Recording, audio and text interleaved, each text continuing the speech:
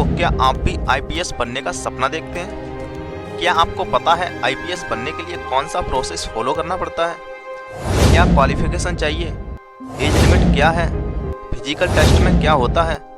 Exam form कब भरे जाते हैं? एग्जाम के कितने स्टेज होते हैं? आप कितनी बार अटेम्प्ट दे सकते हैं? सैलरी कितनी होती है? इन सभी सवालों का जवाब आपको इस वीडियो में मिलेगा। सबसे पहले समझते हैं आईपीएस का मतलब क्या होता है।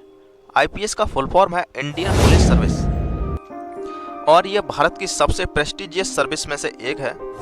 आईपीएस ऑफिसर का काम होता है लॉ एंड ऑर्डर मेंटेन करना, देश के सिटीजन्स की सुरक्षा सुनिश्चित करना। यह एक पावरफुल ऑल इंडिया सर्विस है। आईपीएस ऑफिसर बनने के लिए आपको एलिजिबिलिटी क्राइटेरिया समझना होगा।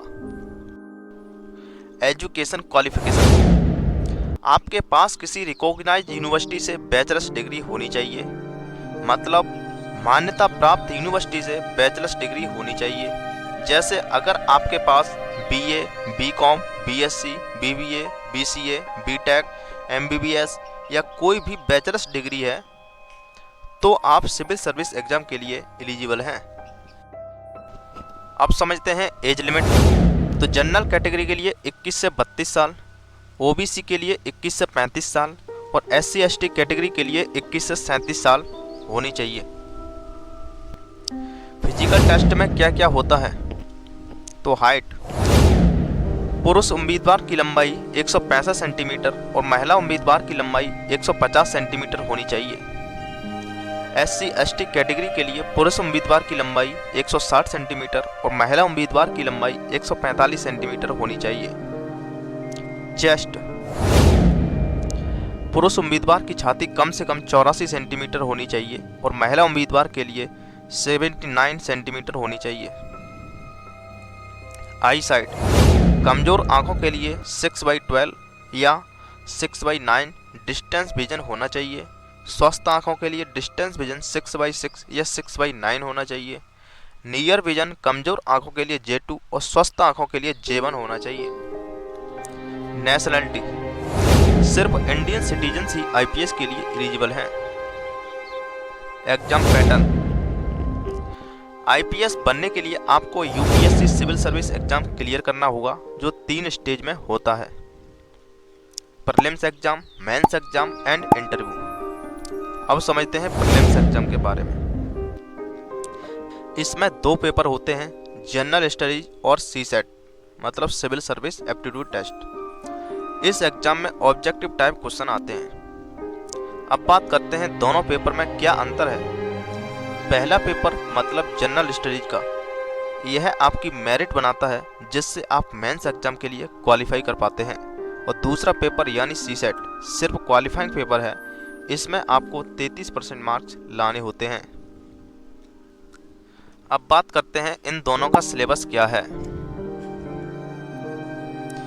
जनरल स्टडी में current events of national and international importance, history of India and Indian national moment, Indian and world geography, Indian polity and governance, general science आदि से क्वेश्चन पूछे जाते हैं।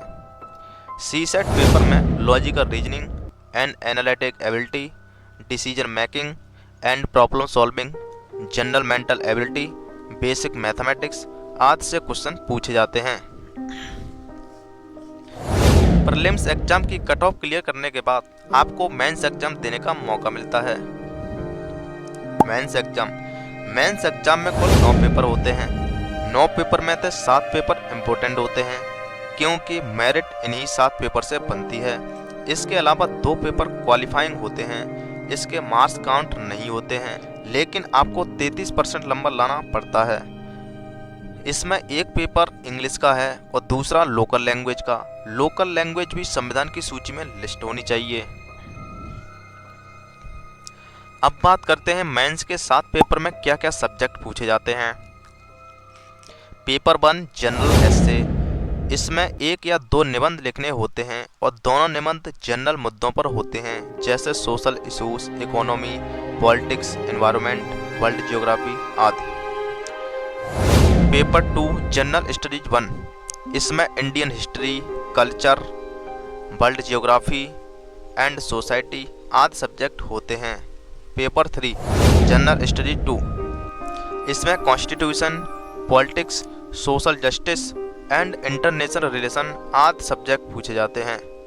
पेपर 4 जनरल स्टडी 3, इसमें technology, economics, development, environment, security and disaster management आदि से question पूछे जाते हैं। पेपर 5 जनरल स्टडीज 4, इसमें ethics, integrity and aptitude, human interface, emotional intelligence आदि सब्जेक्ट होते हैं। पेपर 6 एंड 7, पेपर 6 एंड 7 ये दोनों ऑप्शनल सब्जेक्ट से होते हैं। मतलब आपको जो भी सब्जेक्ट सेलेक्ट करना है आपको उसी का एग्जाम देना होगा, जैसे geography, history, political science, sociology, mathematics, physics आदि। अगर आपने किसी एक सब्जेक्ट का चयन कर लिया तो दोनों पेपर ही इसी एक सब्जेक्ट से पूछे जाएंगे। मेंस एग्जाम की कट ऑफ क्लियर करने के बाद आपको इंटरव्यू देने का मौका मिलता है। इंटरव्यू यह आखिरी स्टेज है जिसमें आपकी communication skills, decision making ability and leadership quality देखी जाती है। इंटरव्यू क्लियर करने के बाद फाइनल मेरिट बनती है और मेरिट के आधार पर ऑल इंडिया रैंक बनती है और रैंक के आधार पर आप आईपीएस बन जाते हैं। सैलरी आईपीएस की सैलरी 56,000 से 2.5 लाख तक जा सकती है। जैसे जितने भी ASP, DSP, SP, SSP, DIG, IG, DGP होते हैं ये सभी आईपीएस बनने के बाद ही बनते हैं, इसलिए इनकी सैलरी आईपीएस से अधिक होती है। जैसे एसपी की 78,000 के करीब, एसएसपी 1,31,000, डीआईजी 1,44,000, डीजीपी 1,82,000 और इसके अलावा बहुत सारी फैसिलिटी प्रोवाइड की जाती हैं। अब बात करते हैं सिविल सर्विस एग्जाम का फॉर्म कब निकलता है। यूपीएससी की ऑफिशियल वेबसाइट पर एग्जाम का फॉर्म भर सकते हैं। फॉर्म हर साल फरवरी मार्च के आसपास आता है।